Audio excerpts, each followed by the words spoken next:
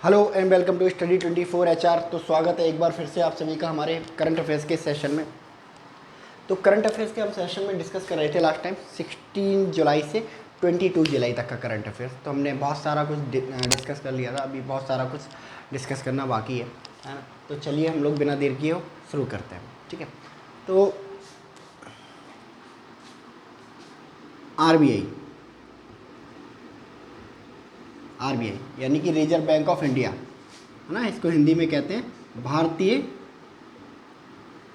Reserve bank, ठीक है। इसका काम क्या है, मेन काम क्या है, बैंकों का नियमन एवं नियंत्रण, है ना। मतलब बैंकों का नियमन करेगा, रेगुलेशन करेगा। रेगुलेशन करने का मतलब डू एंड डोंट्स बताएगा कि आपको ऐसा करना चाहिए, आपको ऐसा नहीं करना चाहिए, है ना। और नियंत्रण क्या होता है कि भाई कंट्रोल करना, ठीक है।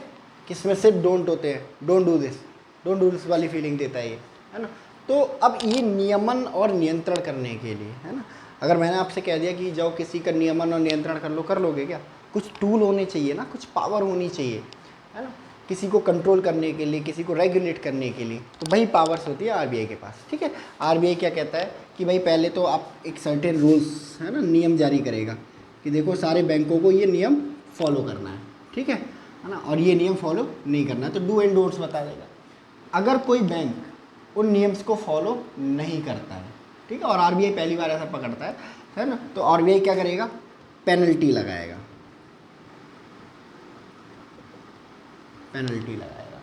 ठीक है, जुर्माना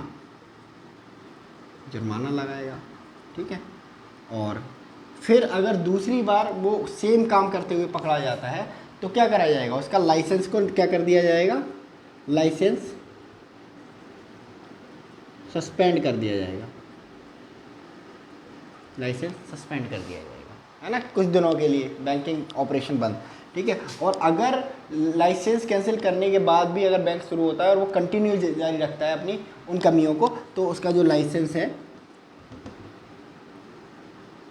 वो कैंसिल कर दिया जाएगा, ठीक है ना। बैंक मतलब बैंक का जो कंट्रोल है वो आरबीआई अपने हाथों में ले लेगा, ठीक है। वो जो बैंक का बोर्ड है उसको हटा देगा लाइसेंस कैंसिल करके।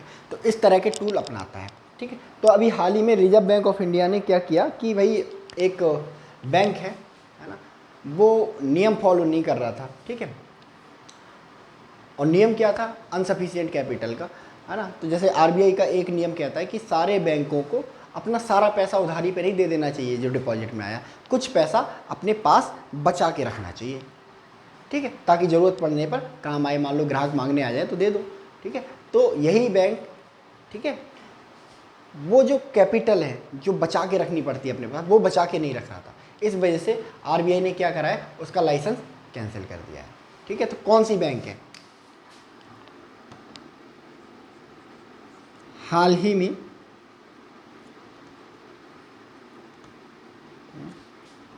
आरबीआई ने किस बैंक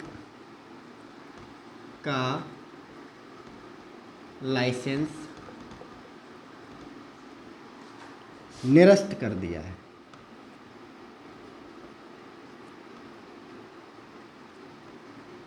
निरस्त कर दिया है।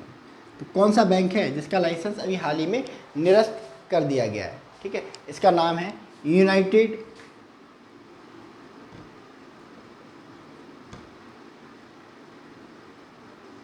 कोऑपरेटिव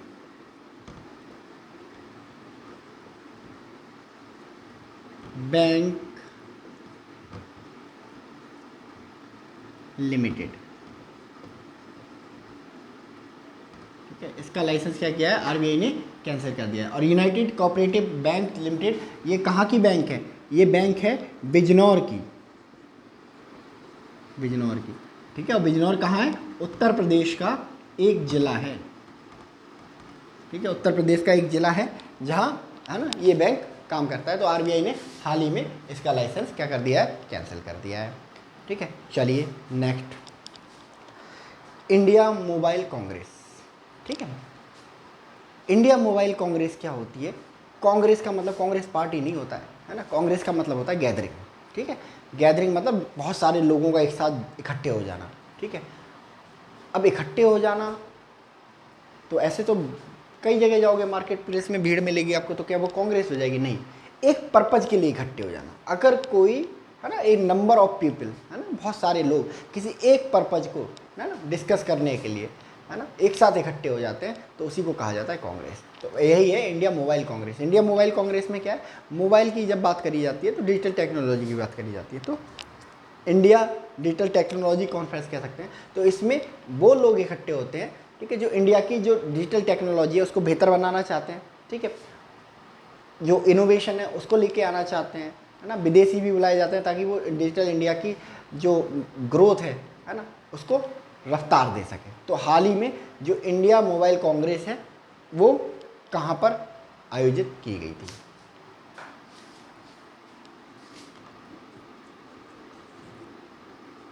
हाल ही में आयोजित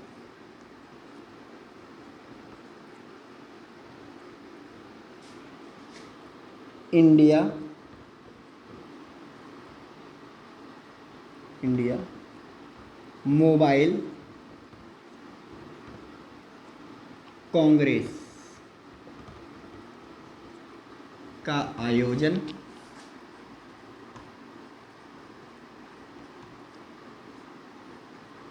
किस स्थान पर हुआ?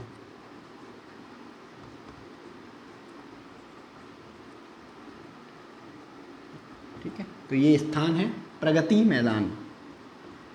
प्रगति मैदान, वैसे इतना डिटेल में पूछेगा नहीं, है ना, आपसे सिर्फ जगह का नाम पूछेगा। और ये प्रगति मैदान है नई दिल्ली में, ठीक है। नई दिल्ली के प्रगति मैदान में इसका आयोजन अभी हाल ही में किया गया है, ठीक है। चलिए नेक्स्ट, है ना, नेटो। नेटो के बारे में आप सभी ने पढ़ा होगा, है ना। ऐसा करते हैं, पहले आप इसका स्क्रीनशॉट ले लीजिए, बाद में डिस्कस करते हैं। नेटो थोड़ा बड़ा है।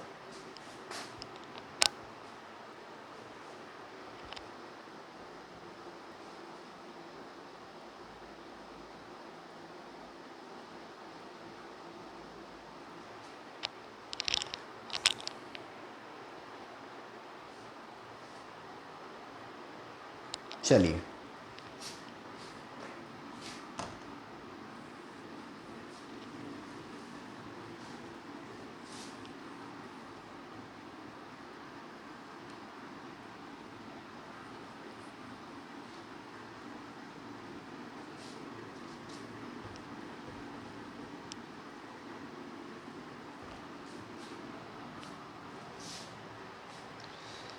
नेटो।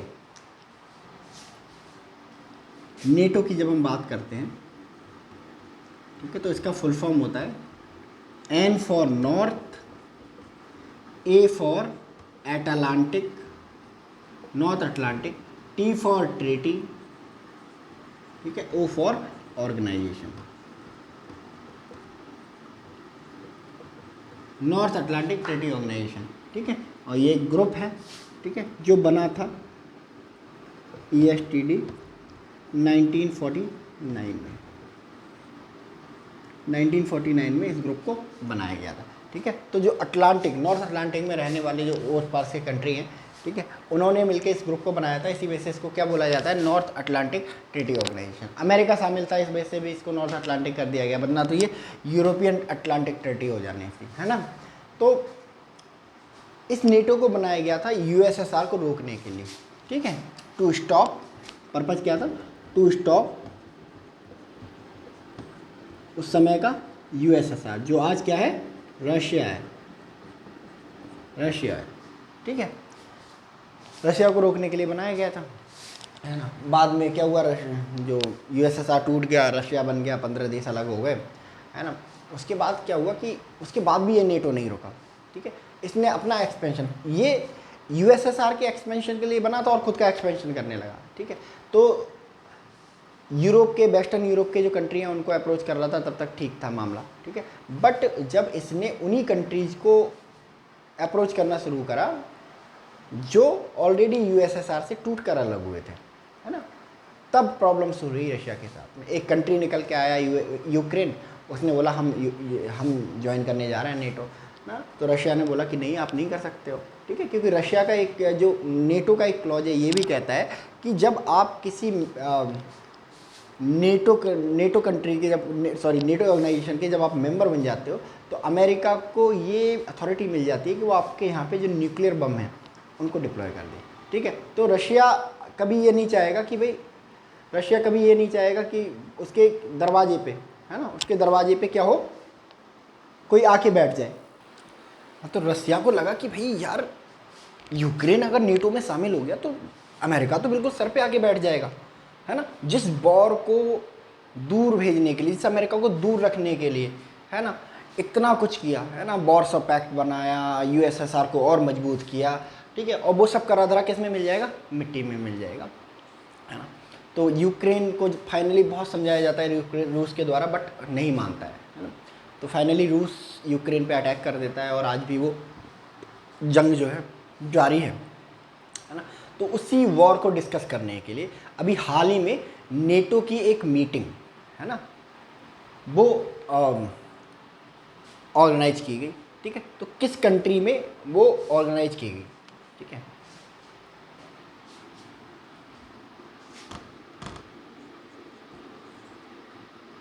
हाल ही में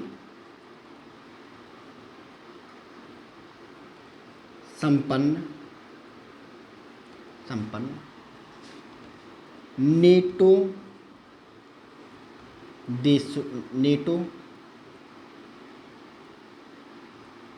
देशों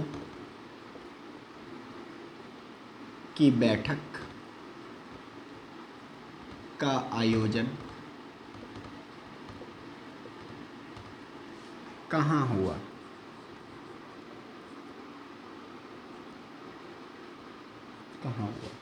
ठीक है। तो ये जो आयोजन है वो हुआ है विल्नियस में, विल्नियस, और ये विल्नियस जो है वो है आपका, विल्नियस जो है, विल्नियस है आपका लिथुआनिया,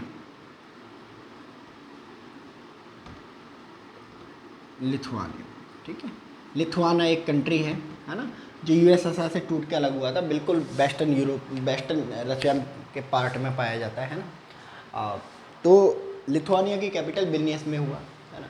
लिथुआनिया की जो कैपिटल है वो विल्नियस है ना, तो लिथुआनिया के विल्नियस शहर में हुआ, ठीक है। चलिए नेक्स्ट है हमारा इन्वेस्ट इंडिया,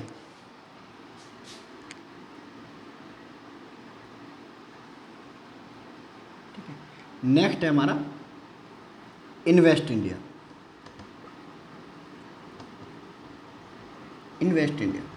ये इन्वेस्ट इंडिया क्या है ना। अगर एक हिंदी मतलब निकालें तो इन्वेस्ट इंडिया, निवेश भारत, है ना। तो इसका कहने का मतलब है भारत में निवेश, है ना। तो ये एक ऐसी ऑर्गेनाइजेशन है जो भारत में निवेश को आकर्षित करती है, ठीक है। अब फॉरेन कंट्रीज़ में जाके, फॉरेन कंपनीज से जाके कहना कि इंडिया में आके इन्वेस्ट करो, अभी ये काम प्रधानमंत्री, गृह मंत्री या फिर विदेश मंत्री तो करेंगे नहीं, है ना। और हर बार प्रधानमंत्री, गृह मंत्री या विदेश मंत्री कॉमर्स में, है ना, इकोनॉमिक्स में बहुत ज़्यादा ट्रेंड हो, ये भी पॉसिबल नहीं, है ना। Manmohan Singh was the exception, है ना। हमारे जो प्रधानमंत्री नरेंद्र मोदी जी हैं वो पॉलिटिकल साइंस में है ना, तो उनका जो जोनर है वो इकोनॉमिक्स है ही नहीं, है ना। जो जयशंकर साहब हैं, है ना, वो कौन है, आईएफएस है। निर्मला सीतारमन का भी बैकग्राउंड, है ना, नॉन इकोनॉमिकल ही रहा है ना। तो दूसरे देशों में जाकर दूसरी देशों की कंपनियों से इन्वेस्टमेंट मांगना, ठीक है, और उन कंपनियों को भारत आने के लिए कन्विंस करना, उसके लिए चाहिए एक इकोनॉमिस्ट, एक कॉमर्स वाला ब्रेन, ठीक है। तो ये कॉमर्स वाले ब्रेन के लोगों की संस्था है, ठीक है, जो गवर्नमेंट ऑफ इंडिया के द्वारा बनाई गई है, और इसका सिर्फ और सिर्फ एक काम है कि भारत में इन्वेस्टमेंट को लेके आना है किसी भी तरह, ठीक। तो एक स्पेशल पर्पज व्हीकल की तरह काम करते हैं ये। तो अभी हाल ही में इन्वेस्ट इंडिया का नया एमडी और सीईओ नियुक्त किया गया है ना। कौन है ये जिनको एमडी और सीईओ नियुक्त किया गया है इन्वेस्ट इंडिया की, ठीक है।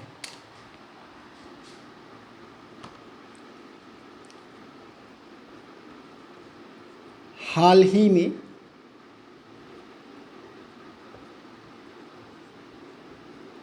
किस महिला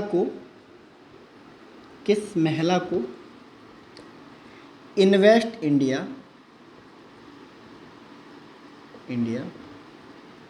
का नया मैनेजिंग डायरेक्टर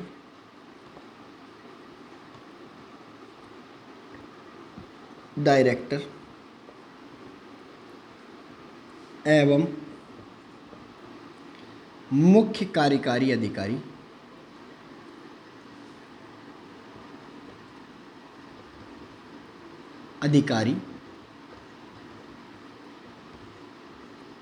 नियुक्त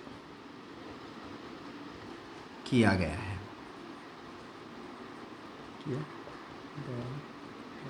तो ये कौन है जिनको नियुक्त किया गया है? मुख्य कार्यकारी अधिकारी और मैनेजिंग डायरेक्टर इन्वेस्ट इंडिया का। तो इनका नाम है निवृत्ति राय को नियुक्त किया गया है ना। निवृत्ति राय को नियुक्त किया गया है इन्वेस्ट इंडिया का नया मुख्य कार्यकारी अधिकारी एवं मैनेजिंग डायरेक्टर। ठीक है, चलिए next. Coast guard, Indian coast guard है ना। कोस्ट गार्ड क्या है ना। नेवी, अगर कोस्ट गार्ड है तो फिर नेवी क्यों है? नेवी और कोस्ट गार्ड में क्या अंतर है? ठीक है, नेवी और कोस्ट गार्ड में वही अंतर है जो बीएसएफ और भारतीय सेना में है। ठीक है, अब बीएसएफ क्या करती है? बॉर्डर को प्रोटेक्ट करती है, बॉर्डर पे पहरा देती है। अभी अगर आप जाओगे है ना इंडिया पाकिस्तान बॉर्डर पे, तो आपको वहाँ पे आर्मी नहीं मिलेगी, वहाँ मिलेगी बीएसएफ।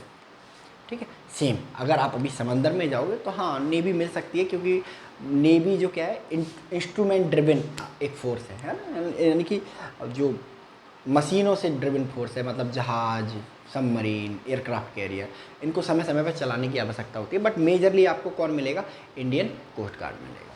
ठीक है, तो बॉर्डर सिक्योरिटी फोर्स प्रोटेक्ट करती है बॉर्डर को, लैंड बॉर्डर को। ठीक है, जैसे इंडिया और पाकिस्तान के बॉर्डर पे, वैसे ही इंडियन कोस्ट गार्ड जो है प्रोटेक्ट करता है भारत के ओशनिक बॉर्डर को, है ना, बॉर्डर को, है ना, कि ताकि उसमें कोई इंक्रोच ना कराए, है ना। तो पहले ये काम इंडियन नेवी ही करती थी, है ना। इंडियन नेवी पेट्रोलिंग का भी काम करती थी एंड वॉर के टाइम पे जाती भी थी। ठीक है, बाद में 1967 में ये विचार आया कि भाई जैसे बीएसएफ बनाई गई है ना, वैसे ही बनाई जाए एक नेवी की एक विंग। ठीक है, जिसका काम क्या हो? सिर्फ पेट्रोलिंग करना हो। ठीक है, जब वॉर हो तो वो पीछे आ जाएगी और नेवी आगे चली जाएगी पानी में। ठीक है, तो यही इंडियन कोस्ट गार्ड का जन्म होता है 1967 में। ठीक है, तो इंडियन कोस्ट गार्ड है। ठीक है, उसका जो हाईएस्ट पोस्ट होती है, उसका जो चीफ होता है वो होता है डायरेक्टर जनरल। ठीक है, तो अभी हाल ही में इंडियन कोस्ट गार्ड को मिला है अपना नया डायरेक्टर जनरल, जो कि 25वां डायरेक्टर जनरल है। तो किस व्यक्ति को नियुक्त किया गया है? ठीक है, हाल ही में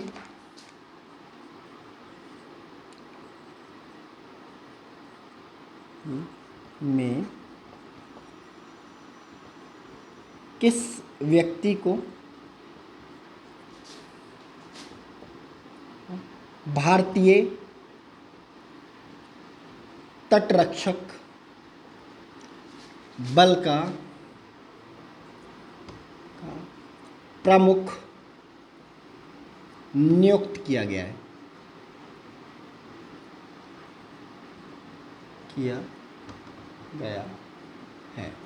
ठीक है, तो इनका नाम है राकेश पाल और ये 25 प्रमुख हैं भारतीय तटरक्षक बल के। ठीक है, आई बात समझ में? 25वें है ना प्रमुख भारतीय तटरक्षक बल के। ठीक, चलिए इसको नोट करिए आप।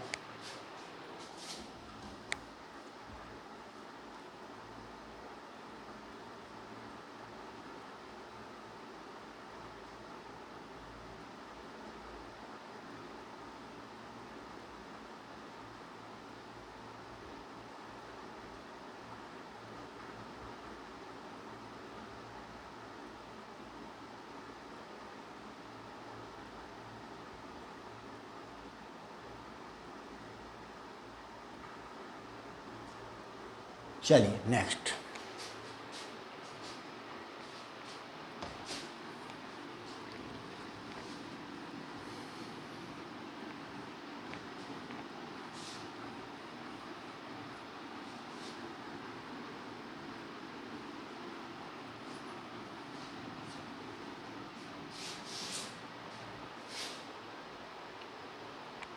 नेक्स्ट, अभी हाल ही में एलआईसी को मिला उसका नया मैनेजिंग डायरेक्टर। ठीक है, तो कौन व्यक्ति हैं जिनको एलआईसी का नया मैनेजिंग डायरेक्टर नियुक्त किया गया है? ठीक है,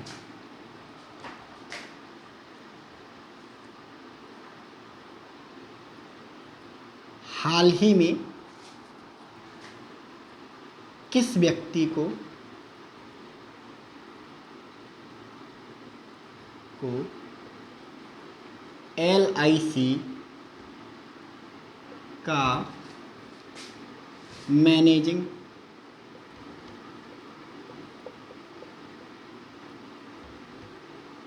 डायरेक्टर नियुक्त किया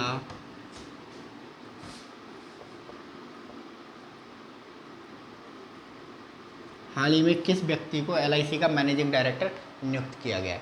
तो इनका नाम है मिस्टर सतपाल भानु। सतपाल भानु को नियुक्त किया गया है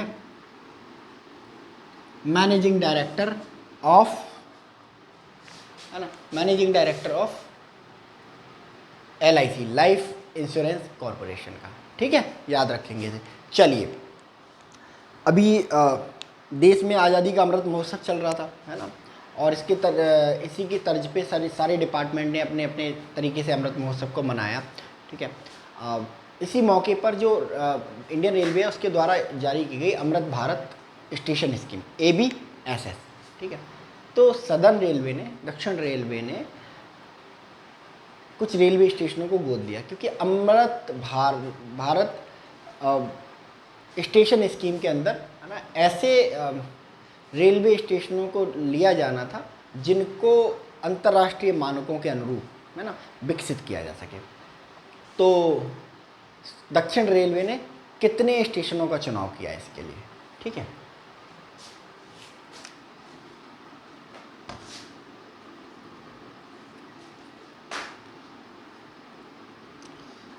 अमृत भारत स्टेशन स्कीम के अंतर्गत दक्षिण रेलवे ने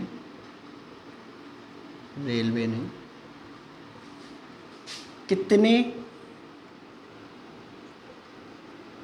रेलवे स्टेशनों का चुनाव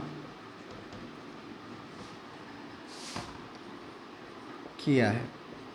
ठीक है, तो रेलवे स्टेशनों की संख्या है 90। ठीक है, 90 रेलवे स्टेशनों का उद्धार किया जाएगा और अंतर्राष्ट्रीय मानकों के अनुरूप बनाया जाएगा अमृत भारत स्टेशन स्कीम के अंतर्गत। ठीक है, तो याद रखना, दक्षिण रेलवे ने कितने का चुनाव किया है? 90 रेलवे स्टेशन का चुनाव किया है।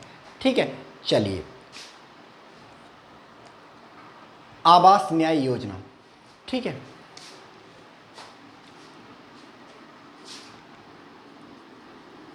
हाल ही में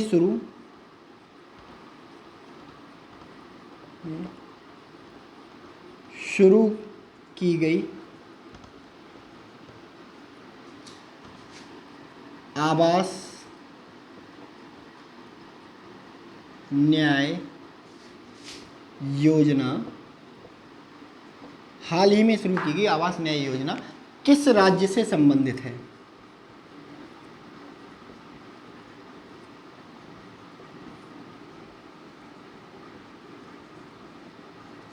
किस राज्य से संबंधित है? ठीक है, तो ये राज्य है छत्तीसगढ़। ठीक है, छत्तीसगढ़ में आवास न्याय योजना की शुरुआत की गई। और आवास न्याय योजना क्या है? प्रधानमंत्री आवास योजना से मिलता जुलता है ना, जिसके अंदर क्या है, जिनके पास घर नहीं है उनको फ्री में निःशुल्क जो है आवास मुहैया कराया जाएगा इस योजना के अंतर्गत। तो क्या शुरू की गई है? छत्तीसगढ़ में शुरू की गई। ठीक है, चलिए इसका स्क्रीनशॉट लीजिए।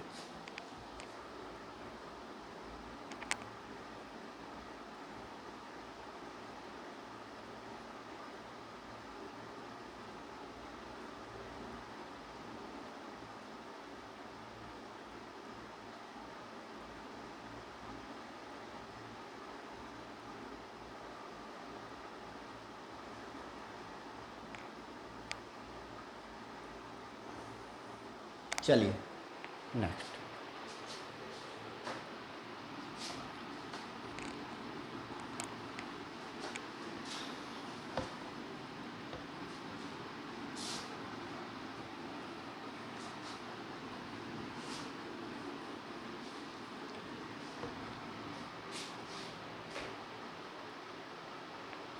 ठीक है, चलिए नेक्स्ट।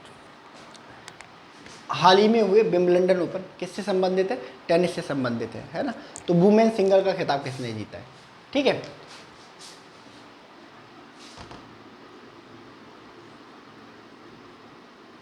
हाल ही में संपन्न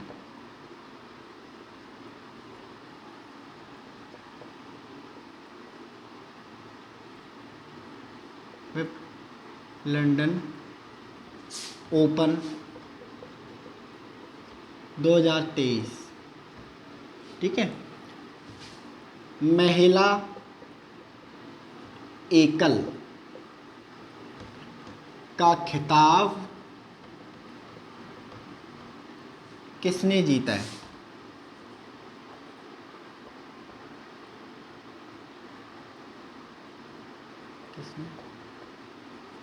किसने जीता है? ठीक है, तो विंबलडन ओपन 2023 महिला ओपन ये किसने जीता है? तो ये जीतने वाली महिला है, इनका नाम है मार्केटा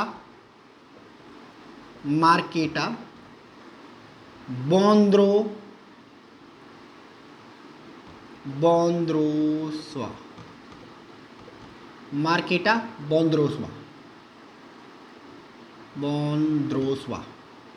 ठीक है, इन्होंने जीता है इस साल का विंबलडन ओपन, जो कि महिला एकल खिताब है ना, सिंगल वुमेन खेलती हैं यहाँ पे, है ना। तो किससे रिलेटेड है विंबलडन? ये रिलेटेड है आपके टेनिस से, ठीक है। उसी तरह विंबलडन ओपन का महिला एकल तो हो गया, बट पुरुष एकल का वाला खिताब किसने जीता है? ठीक है, किसने जीता है? हाल ही में संपन्न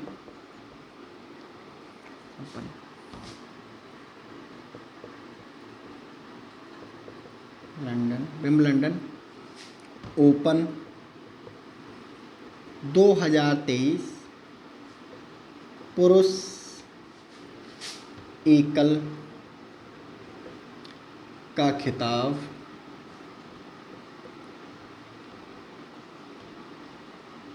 किसने जीता है?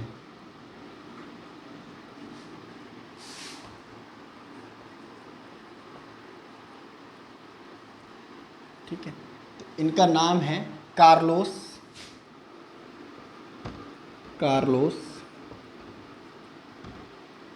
एल्कराज ने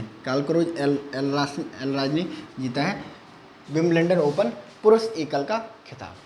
ठीक है, तो विंबलडन ओपन महिला एकल मार्केटा बोंद्रोसवा और पुरुष एकल कार्लोस एल्कराज, है ना, कार्लोस एल्कराज। ठीक है, चलिए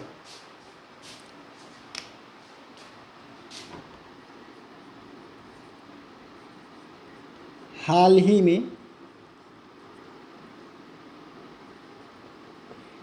किस देश ने कॉमनवेल्थ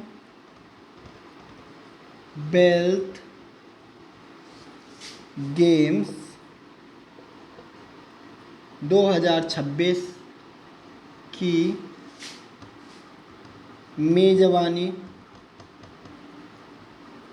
से खुद को अलग कर लिया है?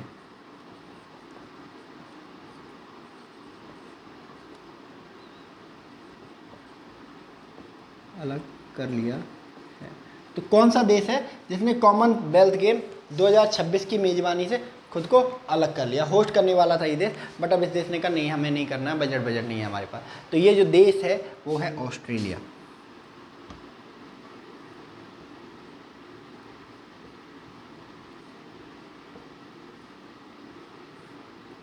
ठीक है, तो ऑस्ट्रेलिया ने, है ना, खुद को अलग कर लिया है। कॉमनवेल्थ गेम 2026 की मेजबानी से। ठीक है, याद रखेंगे इसको। चलिए इसको नोट कर लीजिए आप लोग।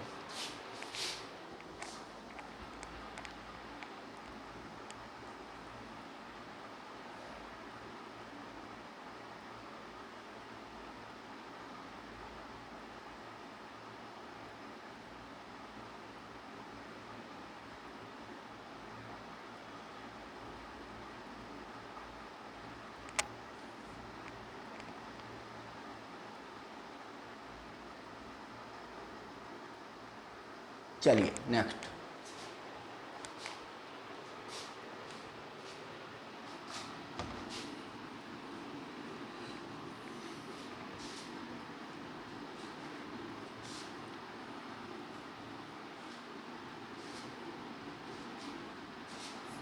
ठीक है,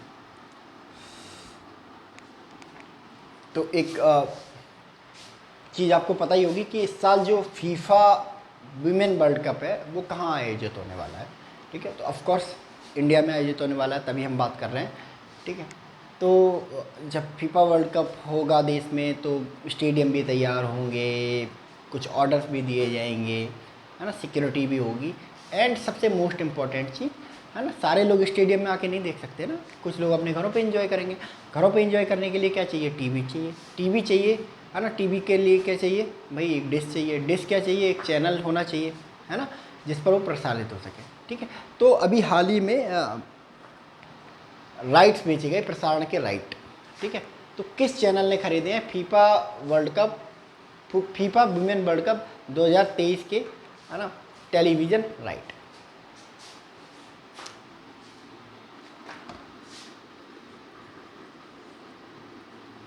हाल ही में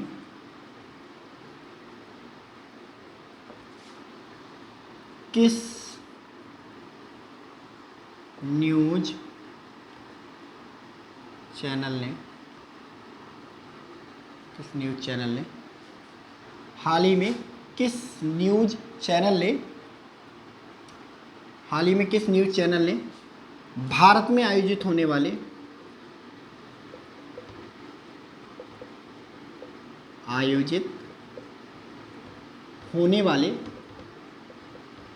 वाले फीफा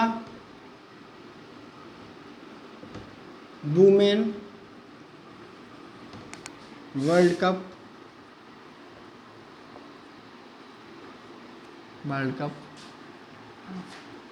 कप के प्रसारण अधिकार खरीदे हैं? ठीक है, किस कंट्री, किस न्यूज़ चैनल ने? तो ये जो न्यूज़ चैनल है ये है डीडी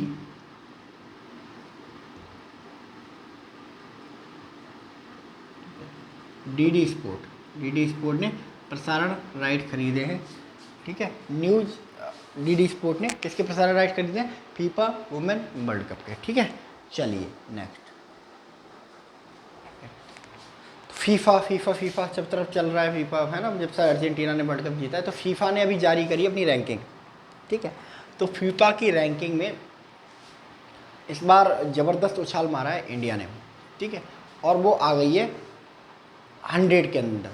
ठीक है, पहला स्थान किसने मारा है ना, और इंडिया का स्थान कौन सा है? ठीक है,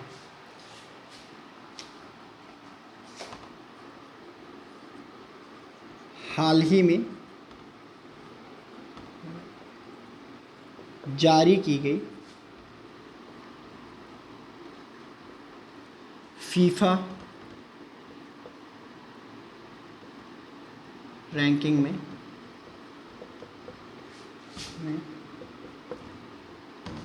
कौन सा देश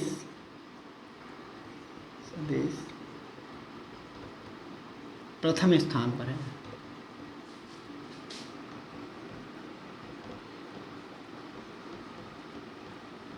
तो आपका आंसर होगा, जो प्रथम स्थान पर जो देश है वो है अर्जेंटीना।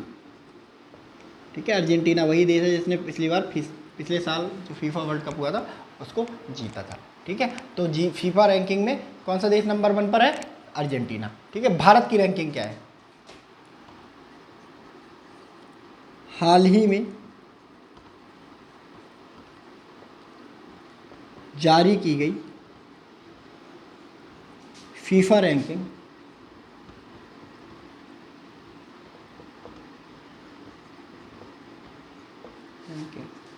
में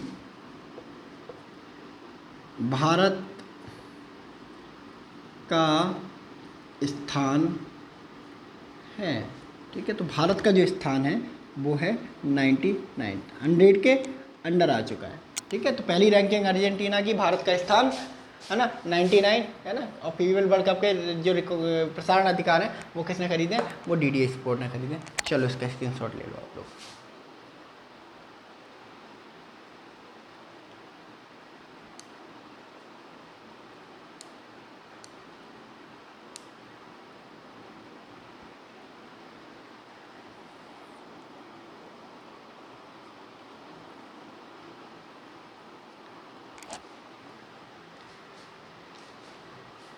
चलिए,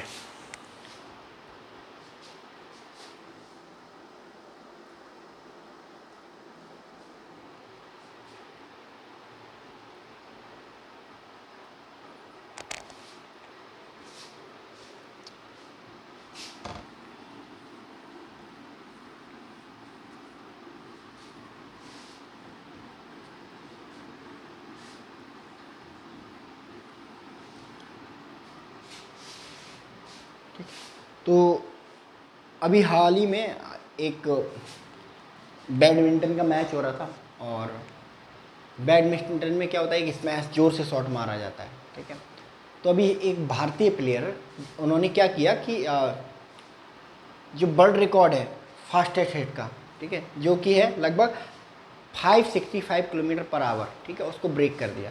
तो उनका नाम क्या है? ठीक है, उनका नाम क्या है?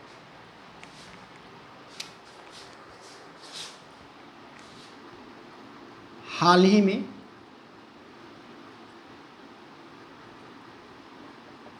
किस बैडमिंटन खिलाड़ी ने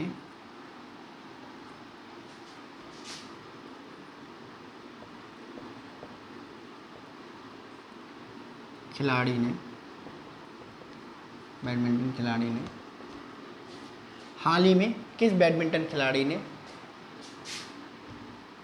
सर्वाधिक तेज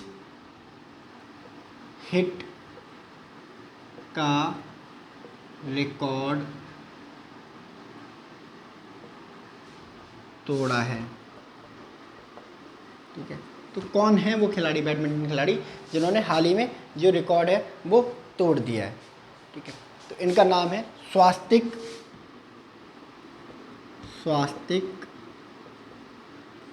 साई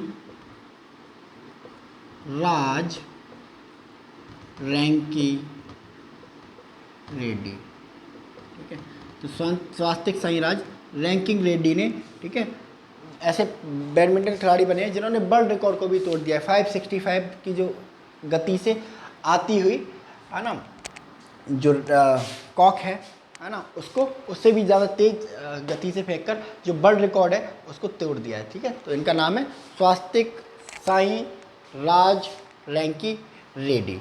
ठीक है, तो इस बार जो हुआ था पैरा एथलीट चैंपियनशिप, कहाँ पे हुई थी? हाल ही में आयोजित पैरा एथलीट चैंपियनशिप